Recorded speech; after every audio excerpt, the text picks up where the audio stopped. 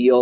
kaajahaysta halkaa goobta ku yaala kaajahaysta iyo xitaxiniyaha iyo intaas saddexdaa meelood baa qofka dadka laga tooganayay toogashooyinkaas oo kacdoon ka dhaliyey qofkii u dambeeyey oo ahaa maxay tahay hadraawi sengub allah u naxariisto ayaa kacdoonka curiyey oo uu ka dhashay xalka somaliland oo laga rabay oo loo haysto maxaa 119 qof dadkaygii ciddii layse loo soo qaban waayey ammaanka maxaa u haysataan somaliland se maxay ka qabanaysaa maxay ta oo loo tirinaya inay iyagu laayeen ayaa waxaa loogu sii daray jawaabtii waxay noqotay in dad rayida oo mudaharaadaya sacaboolaya mudaharaada salmiya dhigaya shaaracyada isugu soo baxay baroor diiqaya la urugeysan hal doorkooda go'ay dadka xabaalaha uga buuxay cid layse aan loo haynina ka maxay tahay cadhaysan in madaxa laga wada toogto si lamida sidii 119 loogu toogtay haddaad u fiirsato dhacdooyinka ugu dambeeyey dhacay dhammaan dadkan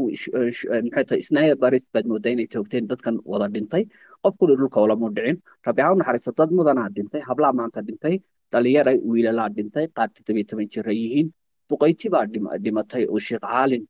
rabbi naxariistiisii janno maxay tahay ha ugu deeqay uu ugu dambeeyey sheekh caalin oo kale markaad soo qaadato wuxuu ahaa inta mudankii uu mudnaa maxay tahay caalim reer maraykana buu ahaa muddo meesha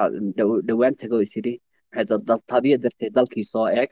waa la toogtay waxba muu galabsan salaad jimcuu soo tukaday xaaladda guud haddaan usoo noqdo kacdoonka meesha ka jira maxay tahay waa dad dhiidhiyaya waa dad dulmi tirsanaya oo aragti bay ku dirirayaan aragtiday ku dirirayaan waxa weeyaan somaliland 15 sano joogtay dhib mooye aanay dheef ku qabinin aragtideedana ku qancin kari weyday intaasoo dhan ay diidanayeen haddana dhibaatada ay tirsanayaan meesha xaq iyo baadil baa ku tirtamaya oo maxay tahay isku haya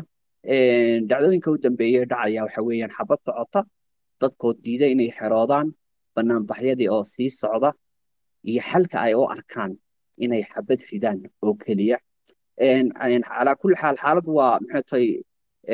waa markii u horreysay muddadaas somaliland joogto mudaharaada way dhici jireen laakiin inuu kala go'i waayo waxay tusaale iyo maxay tahay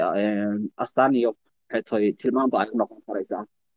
in dadku daaleen inay hayn waayeen inay qarxi rabaan inay quus taagan yihiin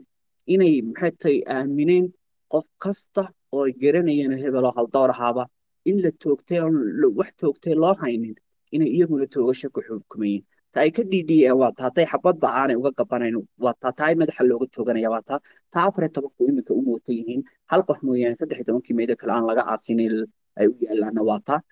aad baad u mahadsan tihiin run ahaan waxaan si weyn u salaamayaa bogaadinayaa faarax macalin iyo barofeer cabdiwahaab shiikha runtiina waxaan idinka mahad celinayaa ajiibida soo ajiibteen iyo madasha kasoo qayb gasheen xaaladan waxaana hubaa in si cilmiyana bulshadan loo darso xaaladooda somaliland waar idinkuma seegana waxaan kusoo dhaweynayaa odayaasha maxay tahay aan ku horeeyo